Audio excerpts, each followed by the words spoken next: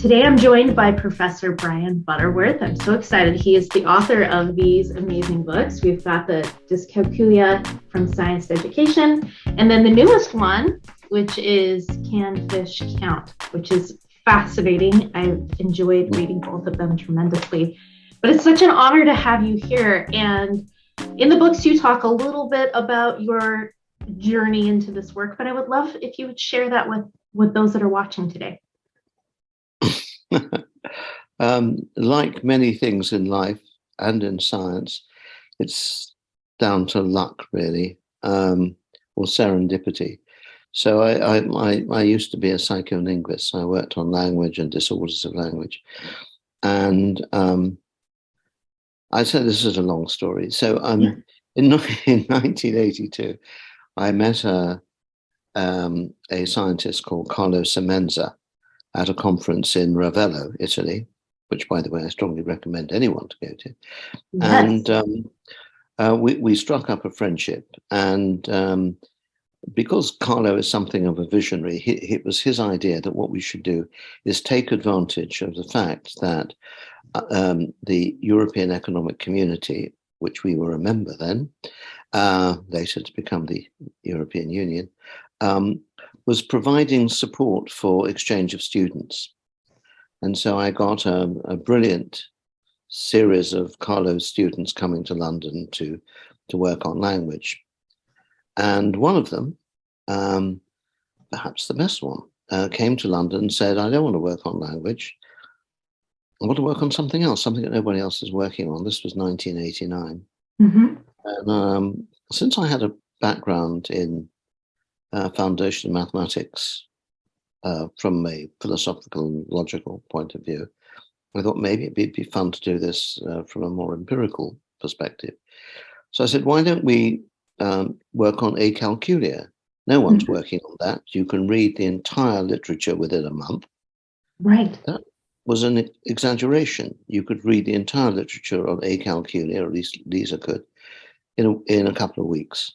If she's reading slowly. I mean, there wasn't very much on it.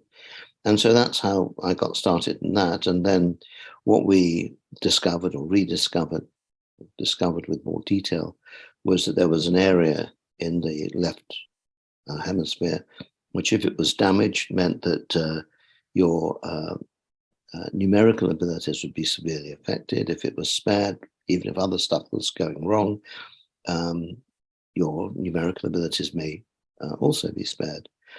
And so then I started to think, well, why this area of the brain?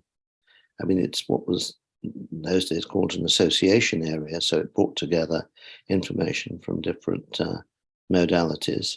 And since threeness is not specific to,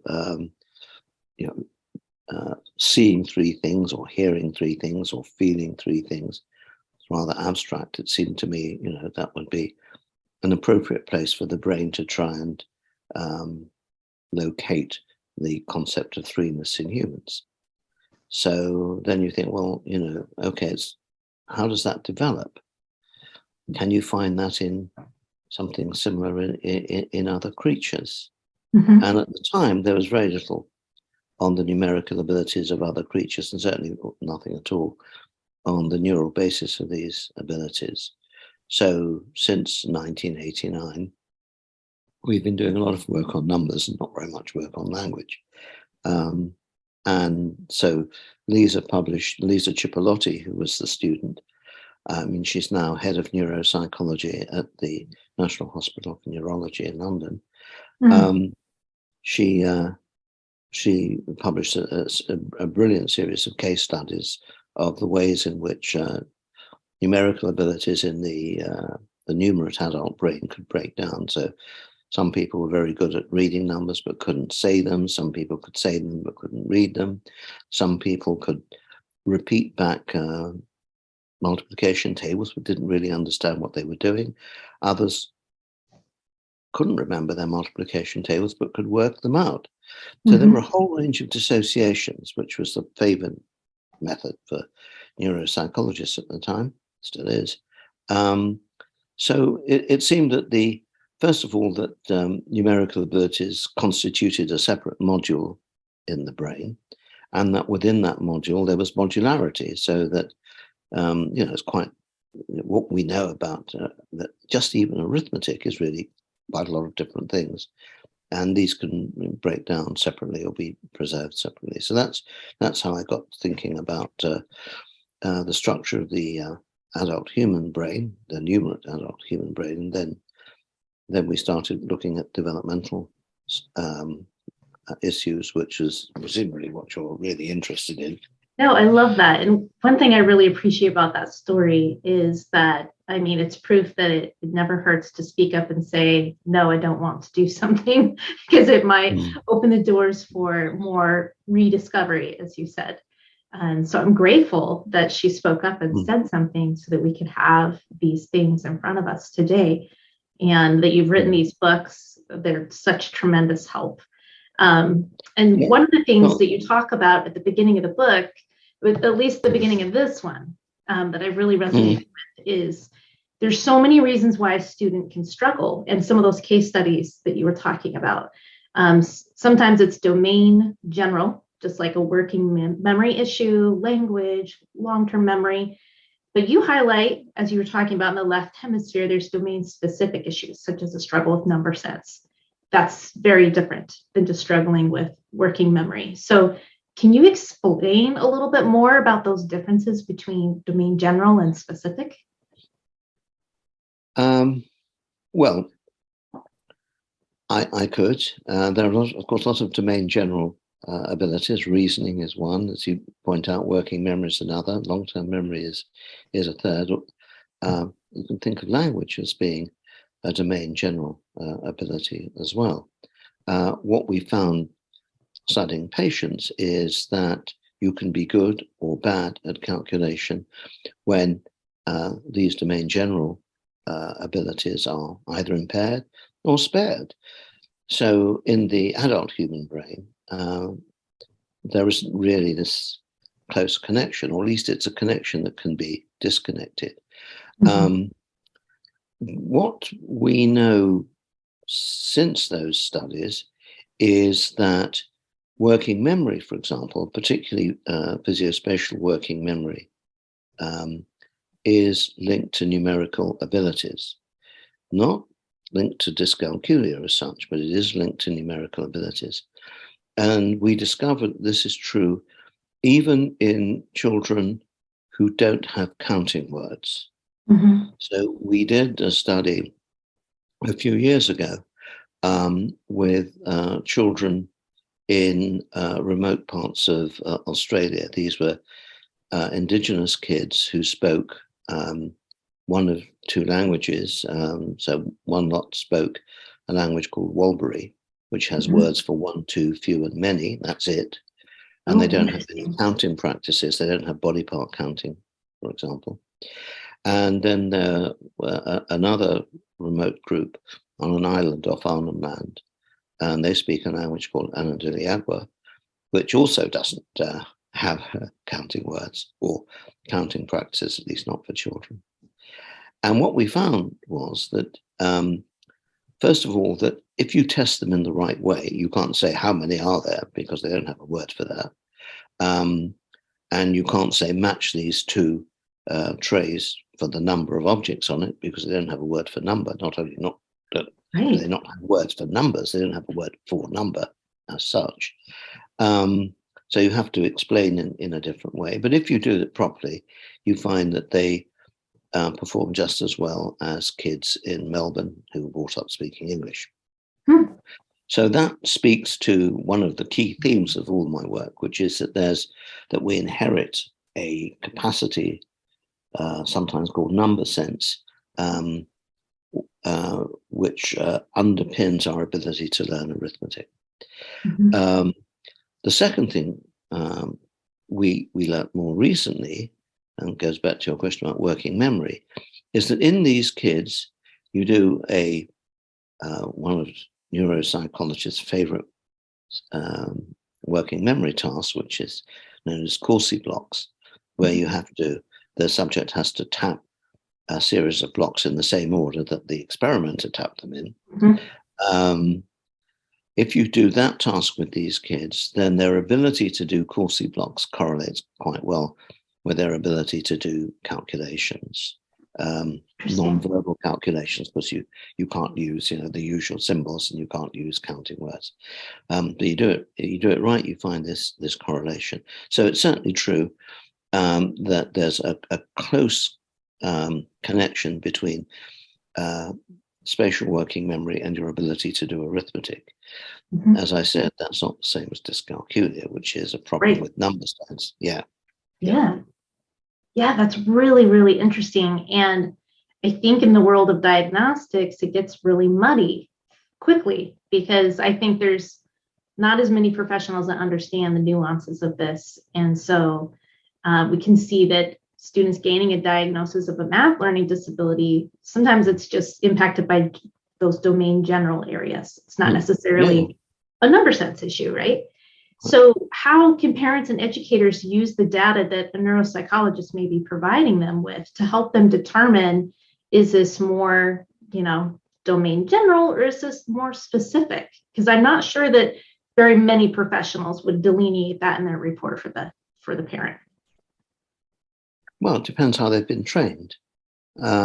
If you take England as an example, there's no official government definition of dyscalculia. Right. Even though I've spent 20 odd years banging my head against governmental walls. It depends on the government. I mean, 20 years ago, we had a Labour government, and they were very receptive, and they produced a very good report, and they produced a definition. And then we got the Conservatives, and they forgot all about this report. Mm-hmm. And so if you go to the Department for Education website and look up dyscalculia, what you find is that it doesn't disqualify you from driving cars, but it does disqualify you from driving heavy goods vehicles. Interesting. Don't ask me why. So I've been banging away again in the expectation that the Conservatives will finally be kicked out, and we'll get a Labour government that's more receptive. And I've been talking to the relevant shadow minister, and I'm hoping that she'll do the right thing. And in fact, my local member of parliament, the very wonderful Tulip Siddiq, she actually asked a couple of parliamentary questions about dyscalculia 2 or 3 years ago, and got really silly answers from the relevant minister. So anyway, meanwhile, sorry to bang on about politics, but it's great. Education is a political matter. It is. Scotland has an official working definition of dyscalculia, even though the United Kingdom does not. Now, you have in the United States the Individuals with Disabilities Education Act, which does mention dyscalculia. And I'd be interested to know to what extent that law is actually enacted. I mean, to what extent do people... Yes, I would say we don't see it a whole lot. In the reports I'm reading, that word isn't even mentioned.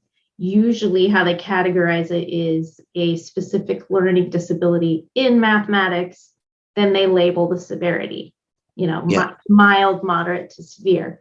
And that's it. And so sometimes whoever's giving this report back to the parents will say, it's like dyscalculia.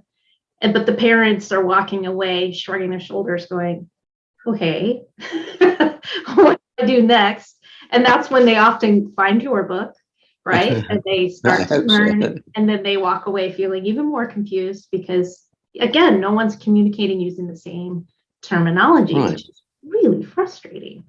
And I've been talking to neuropsychologists here in the US, and they're saying they're also not seeing a tremendous amount of people coming to them with math learning disabilities. They feel like they see maybe 1 or 2 every couple of months, which surprised me.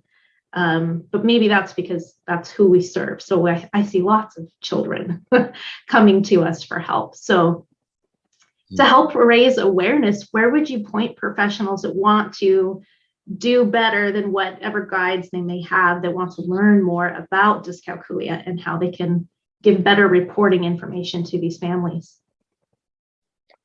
Well, it starts with training. And at the back of Dyscalculia, I have my virtuous triangle. But the critical thing, at least from the parents' point of view, in the short term, is a proper training for teachers so that they can spot these kids, or at least, guess that maybe Johnny is having a problem here, and then do the appropriate tests, domain general and number sense specific. Then there needs to be a recognition by educational authorities, both at local and national level. And it would be nice if educational psychologists were also trained in dyscalculia assessment and intervention. Now, I mean, this isn't widespread even in England. I used to give continuing professional development talks to educational psychologists about dyscalculia. Haven't been asked to do that recently. I actually am doing it next. I'm doing some next month. But that's because some educational psychologists know that they're missing out on this, and they want to get up to speed on it. And it's not part of their course. Even at my own university, University College London, which is a top-ranked university. I can't remember where it comes in. It's usually in the top 20 in the world. Even our doctorate in educational psychology doesn't really deal with dyscalculia anymore. I used to give one lecture on that course. Whether the students remembered any of it, I have no idea. But anyway, it was there if they wanted it. So I think having appropriately trained teachers and educational psychologists, and preferably educational authorities who can actually talk to parents and say, well, this is the problem with your kid. Your kid's not stupid, doesn't have domain general problems. He's just got this very specific thing. Usually he, but he or she. And the other problem is, and I'm sure you've come across this, is that there are lots of conditions which are much more readily recognized, like dyslexia or autism or ADHD. So kid's bad at maths, goes to get tested, discover that he's dyslexic. Oh, well, that's why he's bad at maths. Or he's got an attentional problem. Oh, well, that's why he's bad at maths. Or he's autistic. Oh, well, that's why he's bad at maths. So once they get diagnosed with something else, then very often the educational psychologist or whoever's doing the testing doesn't go any further. Say, well, he's dyslexic. What do you expect? So I think, we have written about this. I think it's we have to try and rectify that particular issue. Yeah, I think so too. And I wonder if there was better education, do you think we'd see an increase in percentages? So I know the I don't know, 6 to 7%, I think is what they're saying, of the population has dyscalculia, but I wonder if it would increase with awareness, because it feels like dyslexia has a lot of awareness, and they're saying 20% of the population. So do you think it is more prevalent than we recognize? Well, we've done 2 of the largest prevalence studies so far reported. Both of them in Cuba. And Cuba's a really good place to do this kind of work, because first of all, they have a uniform education system. Everybody gets the same education. There aren't private academies for rich kids. Secondly, they've got very good scientists. And thirdly, it's what's sometimes called a command economy. And I'll tell you a story about this. Okay. So we'd always wanted to go to Cuba for a holiday, so we took the kids to Cuba. And I knew that there was the Cuban Center for Neuroscience, and I'd been in touch with the director of that center. And so I was given permission by my family that I could spend half a day at the Center for Neuroscience. So I went to the Center for Neuroscience, where they had some very good tests for dyslexia, and some very good interventions for dyslexia. And of course, it's in Spanish, so it's a bit easier than for English. And they're very, very smart people there. So I said, that's great, that's terrific. What are you doing for Dyscalculia? And they said, what's that? So I gave them a 5-minute talk, no, 10, maybe 15, 20-minute talk about what it was. Okay. So end of part 1. Part 2, I get a message from the director saying a team of Cuban scientists is coming to address your parliament next month. Among them will be my twin brother, and he's also a brilliant scientist.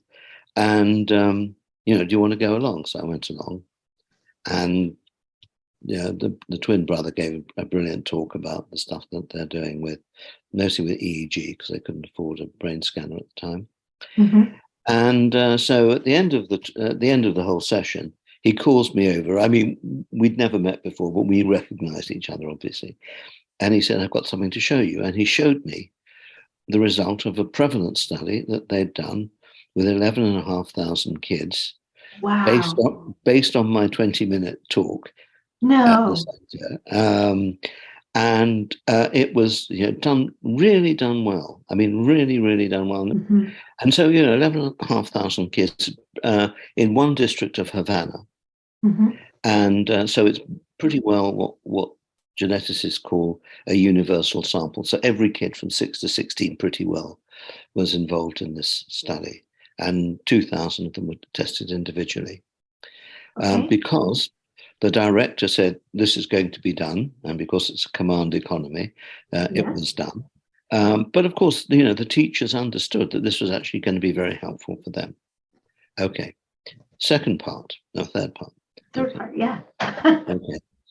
So the director, Mitchell Valdez Souza, gave a talk some years ago now at a genetics conference in Havana, and at the conference center there, which happens to be next door to where the president, Fidel Castro, lived. And Fidel Castro was very keen on science. As he said in 1961, the future of Cuba depends on its men of science. Men, notice, by the way. That's all changed. Anyway, so Fidel came along and listened to this talk, and he said, that's very good. That's one district in Havana. I think you should do something similar for the whole of Cuba. Wow. And so they did something similar for the whole of Cuba. And they also tested for dyslexia as well. It was a very large study. I mean, properly sampled. Of course, you can't test every kid in Cuba. That's ridiculous. But you can do proper randomized stratified sampling. And that's what they did. And they tested for number sense and for phonological difficulties, i.e. dyslexia. And it hasn't been fully published yet. I mean, some of it's been published. So, again, that's the second largest, the other really, really large prevalence study. So going back to your original question, will wider recognition mean that you get a higher proportion of kids being diagnosed as dyscalculic? Yes, you'll get a higher proportion diagnosed, but it doesn't mean the prevalence has changed. The prevalence, you have to do a proper prevalence test. Yes. So that's nothing to do with recognition. That's to do with doing a prevalence study properly. And there have been lots of different ways of doing it. The Cuban prevalence study came up with 3.5–4%. An Israeli study, which used a completely different method, came up with about 5 or 6%. Other studies come up with about 5 or 6%.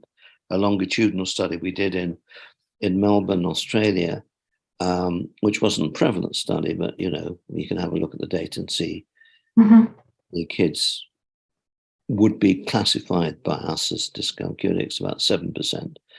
So somewhere between 3.5% and 7% is, I would say, that'd be the best prevalence estimate. So that's you can work this out. Yeah. That's an awful lot of people, children and adults in the United States. So hang on, so 330 million people in the United States, 170.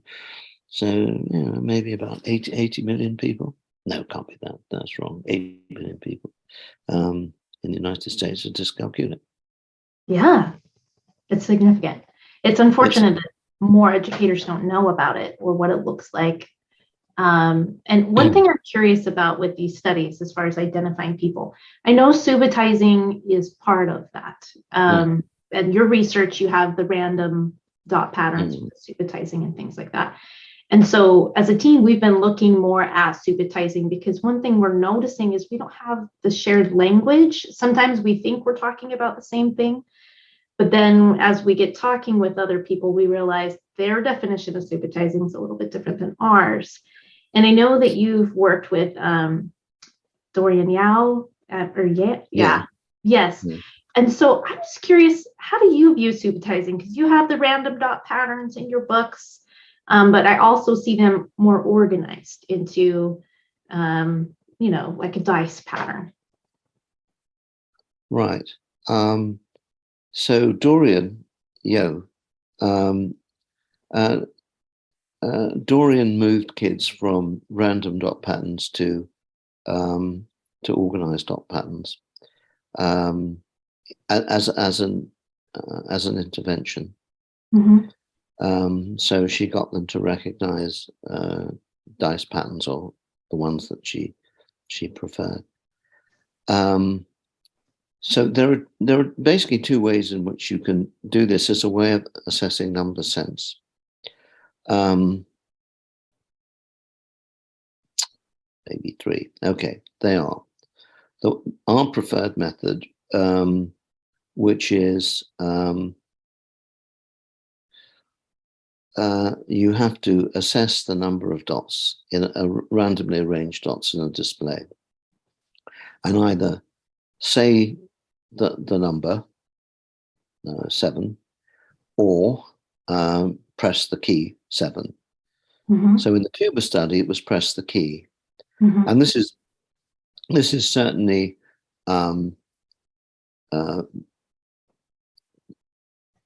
pressing the key is better for testing in a classroom or in a school, because schools are noisy, so you can't use voice responses.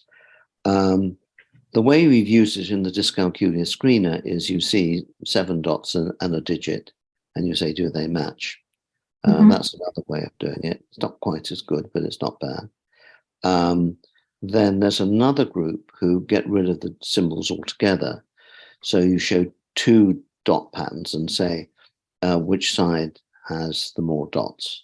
And then you can calculate what's called the Weber fraction. So how sensitive the individual is to relative numerosity.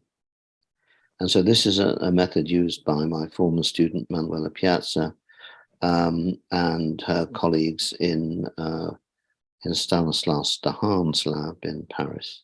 One of the advantages of doing it that way is that you can compare humans with animals rather easily. So you can get animals to do the same task. So apart from a couple of chimpanzees, you can't get chimpanzees to match dots to digits.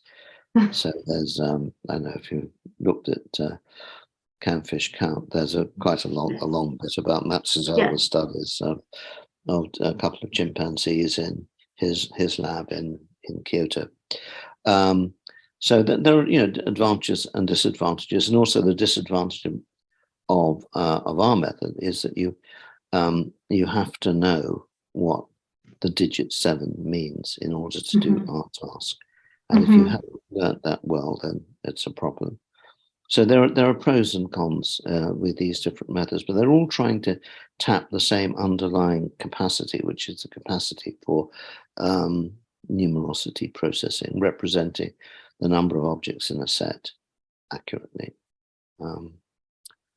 There is yet another way, which I'm very keen on, almost never used in humans, except actually by one of my former students called Marco Dorzi, which is match to sample, something also you can do with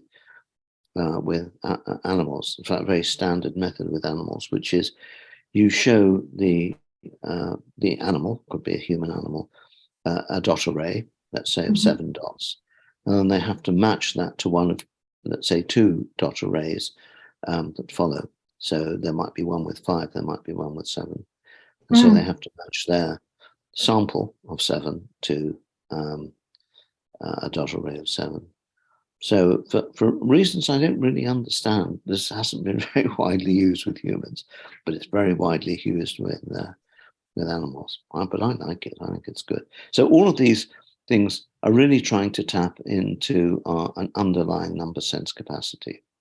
And as you know from my book, it's a specific deficit in number sense, which is what is really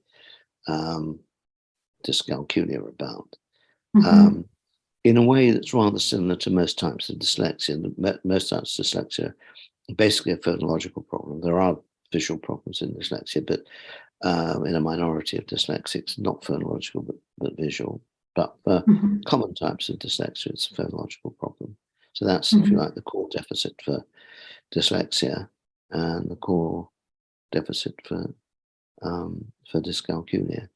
And incidentally, just as an aside here, when I used to work on dyslexia, we tested dyslexics in Chinese and in Japanese. And one of my students did a very large survey in China, Beijing. This was back in the 80s, to see how many kids were dyslexic in China.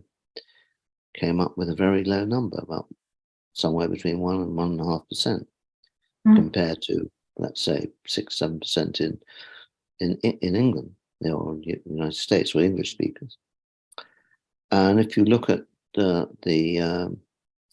dyslexia in Japanese, it's similar. It's very low, somewhere 1 to 2% of Japanese kids are dyslexic, using the usual criteria, and that's because the orthography is different.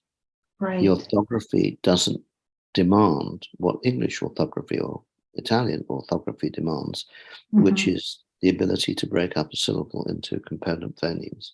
And so each character in Chinese or Japanese is said as a whole syllable. So you never have to worry about the k, a, and t. Right. You've just got cat, right? So yes. So if you're no good at breaking up syllables into their components, it's not going to affect you much if you brought up reading Japanese or Chinese. Anyway, that was an aside. Nothing to do with dyscalculia. No, that's really interesting though, because I think people have heard that, but maybe don't grasp why that is, that you could be dyslexic in one language, but maybe not in another. So we have a famous case, which we published many years ago, of a boy who was severely dyslexic in a very classical way in English, but was in the top, 10%, 15% of his class reading Japanese. And he was in the top school in his prefecture in Japan. I mean, we went there.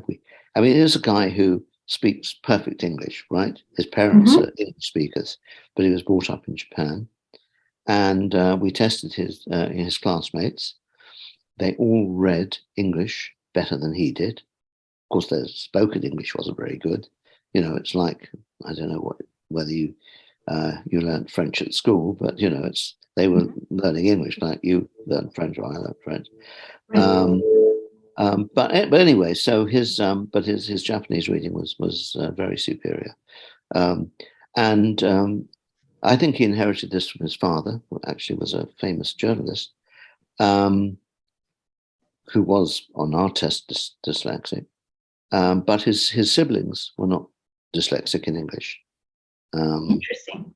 Yeah, so it was specific to him, and he had the classic dyslexia problem that most dyslexics that you've seen and I've seen have in English. Yeah. Sorry, that was an aside. Oh no, that's great. That's great. Returning back to the idea of subitizing, the language part of communicating about different types of subitizing, like a more organized dot pattern versus scattered.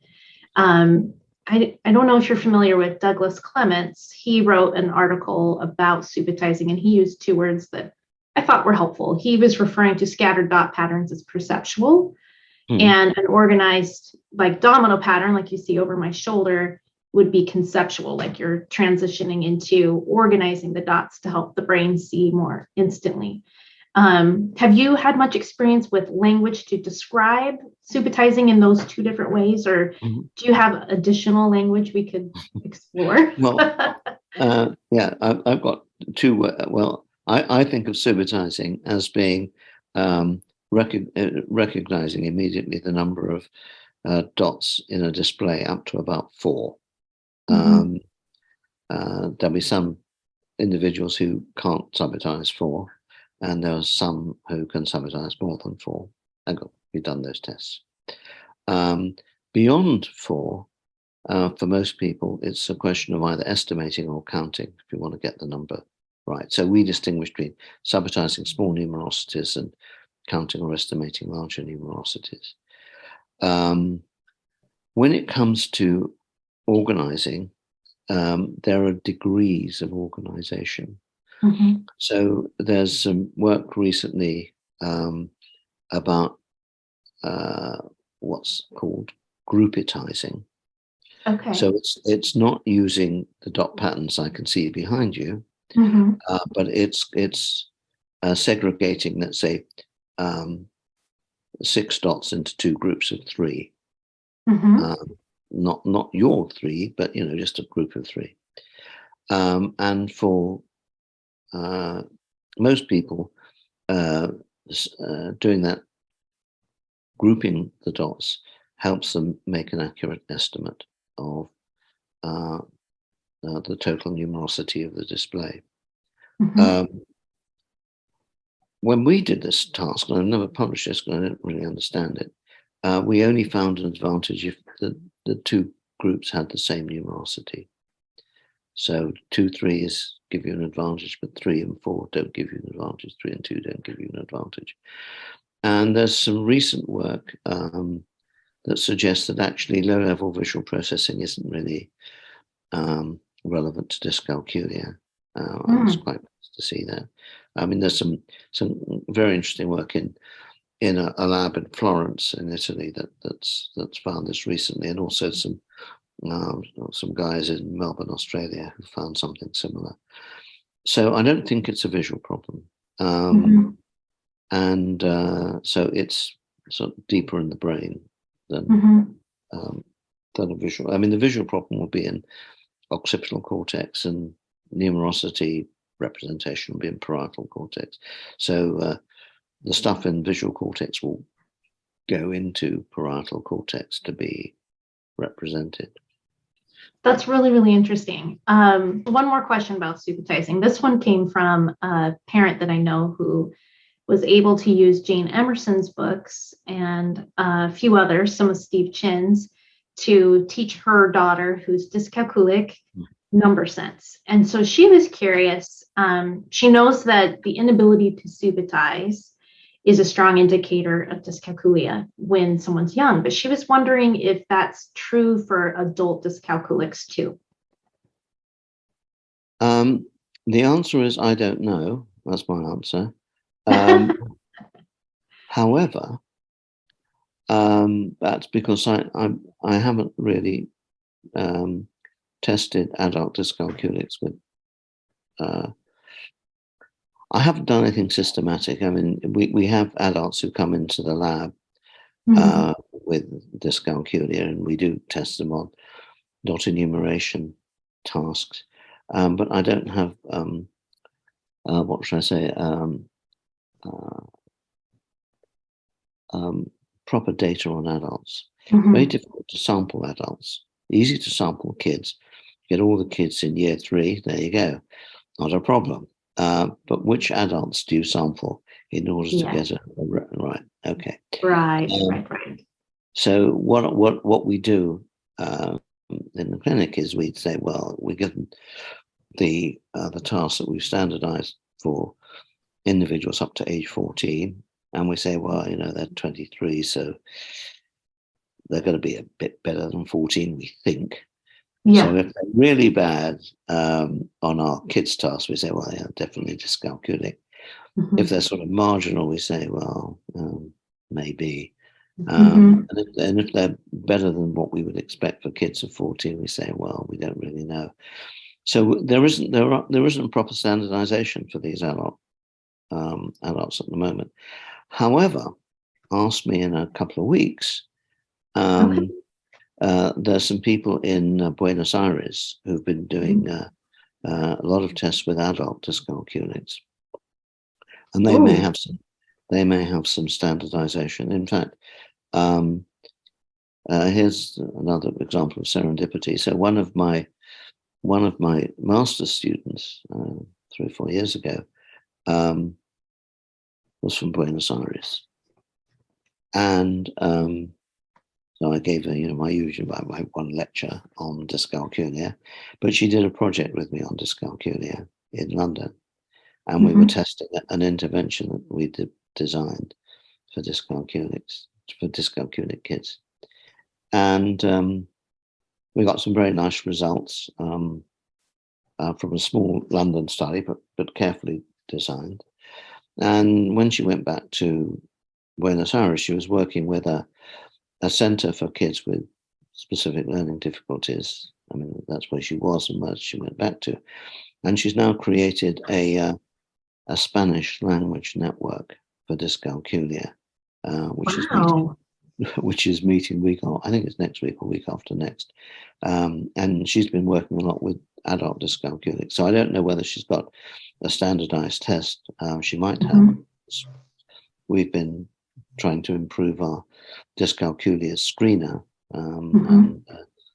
So she's been collecting data for an improved dyscalculia screener, and she may have adult data. Don't know yet.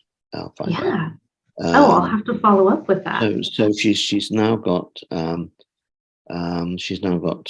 serious professionals in not only in Argentina but in Uruguay, in Costa Rica, in got a new one in Colombia, Spain as well, and Brazil. I know Brazil's not Spanish speaking, but the person, our Brazilian person, actually works in Ireland, but is a Spanish as well as a Portuguese speaker. And they've been doing some terrific work. I mean, mostly it's helping kids who come to the clinic, but they're also doing some basic science as well. So I look forward to hearing what they've got to say next week. I can't remember what to say. March the 8th, I think. Yeah, I'm super curious as well. Well, what kind of research or projects have you been working on, or what's coming up for you? Well, we've been working on 2 things. One of them is on fish, which is probably of only marginal interest to you, but the fish work's coming along very well. And the other thing is we've been our game called Number Beads, which was designed with Diana Laurillard, who's a professor of educational technology at UCL. So we've been using this game in London. We've used it in a home trial in Italy, which is coming out quite soon, maybe out already, published. And it's been used quite a lot in Argentina. So I haven't seen the data for that yet.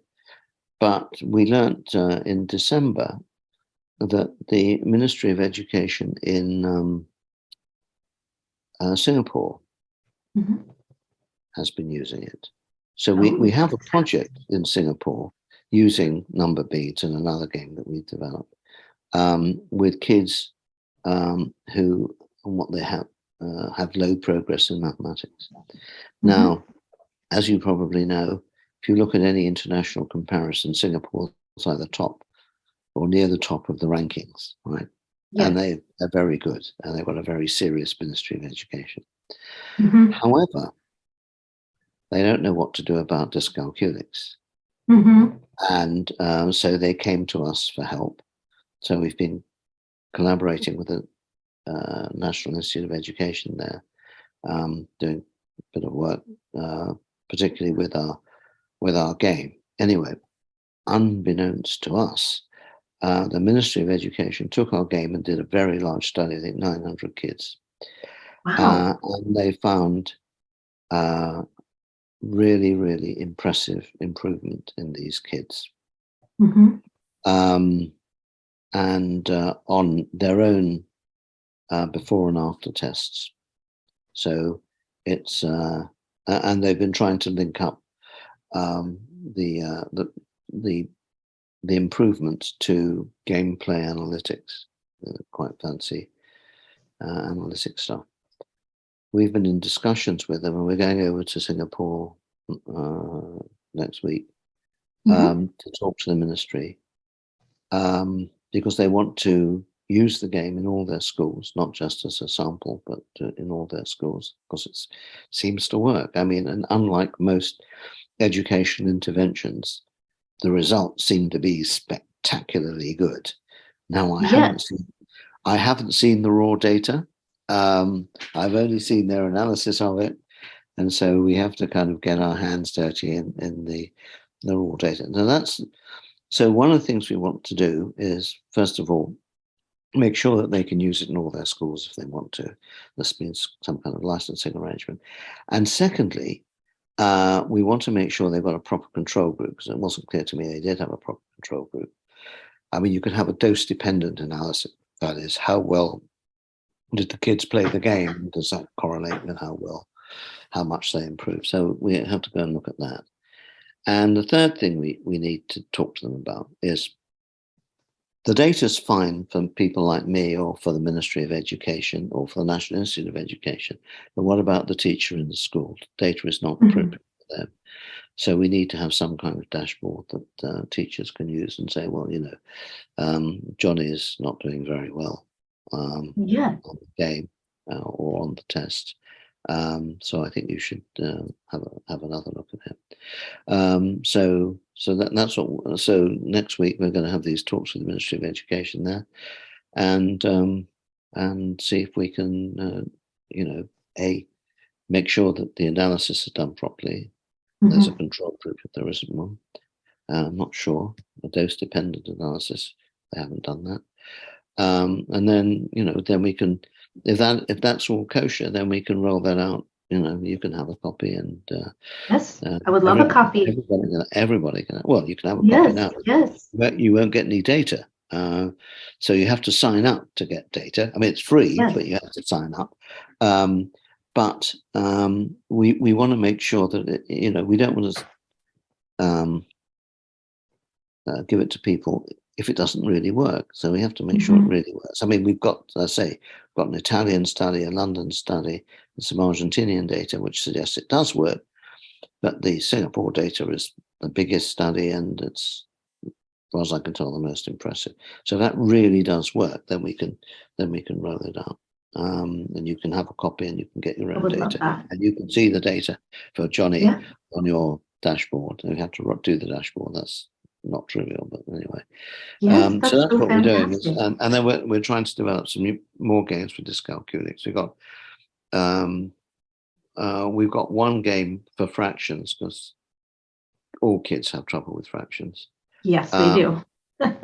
And we've got a good game for that, but it's not been properly evaluated yet. I mean, it works, the kids like it, but we need to have proper controls and so And then the other thing that teachers tell us is that the problem that most kids have, is not just dyscalculia, is a place value. And we haven't really cracked that yet. We did have a game to help with place value, but I think we need to modify it. So working with some kids in Argentina, who were helping us with doing a new version of the Dyscalculia screener, and also with our place value game. That's really great. Anyway, I'm so fascinated by this. I find it interesting that the game is beads, the number beads, and we use beads on an actual string with our students in sessions and play games with them. So I'm super curious to see what you've come up with.